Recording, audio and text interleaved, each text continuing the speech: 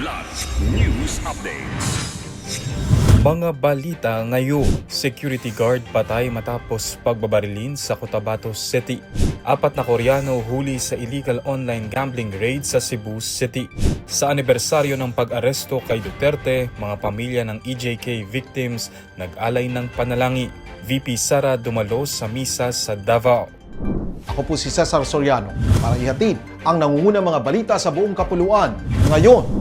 Patay ang isang 40 anyos na security guard matapos pagbabarilin ng hindi pa nakikilalang mga sospek kahapon, Marso 10 sa Purok Mahigugmaon, Mother Barangay Rosario Heights sa Cotabato City. Kinilala ang biktima na si Tho Ali Villanueva Camid, residente ng Barangay Rosario Heights 10, Cotabato City. Batay sa CCTV footage, nakatayo umano ang biktima malapit sa kanyang motorsiklo nang lapitan ito ng 2 lalaki saka siya 5 beses na pinagbabari. Sinubukan pa itong itakbo sa ospital, ngunit idineklara ring dead on arrival. Nagsagawa naman ng hot pursuit operation ng pulisya at nakarecover ng metal fragment na pinaniniwalaang mula sa revolver. Sinasabing may kaugnayan sa iligal na droga ang insidente, ngunit patuloy pa ang investigasyon ng pulisya. Arestado ang 4 na Korean nationals matapos salakayin ng mga operatiba ng PNP Anti-Cybercrime Group ang isang condominium unit sa Cebu City na umano'y ginagawang illegal na online gambling din.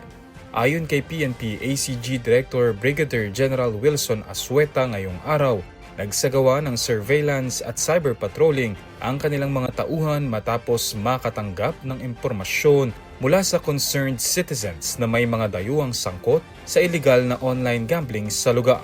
Sa bisa ng warrant to search, seize and examine computer data, sinalakay ng mga pulis ang naturang unit noong Marso 2 kung saan naaresto ang mga dayuhan na sina Song, 38 anyos, alias Kung, 35, Yun, 29 at Lun, 38 na napag-alamang 5 taon nang nag-ooperate ng illegal online gambling. Patuloy pang iniimbestigahan ng pulisya kung may iba pang lugar na pinapatakbo ng mga sospek na nahaharap sa paglabag sa Cybercrime Prevention Act. Nag-alay ng bulaklak, panalangin at mga larawan ng kani-kanilang mga mahal sa buhay ang mga pamilya ng mga biktima ng extrajudicial killings sa EJK sa Sacred Heart Parish sa Quezon City noong Miyerkules, Marso 11, kasabay ng unang anibersaryo ng pag-aresto kay dating Pangulong Rodrigo Duterte ng International Criminal Court o ICC. Naglatag din ang mga pamilya ng mga tsinelas bilang simbolo ng mga buhay na nawala sa madugong kampanya kontra droga ng nakaraang administrasyon at muling iginiit ang panawagan para sa katarungan at pananaguta.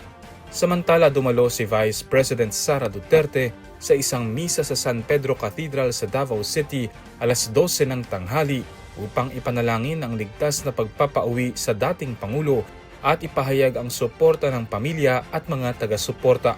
Ang misa ay nagsilbi ring panalangin para sa kapayapaan at pagkakaisa ng bansa.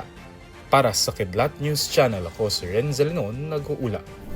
Ako po si Cesar Soriano, kasama nyo sa bawat pagputo ng balita.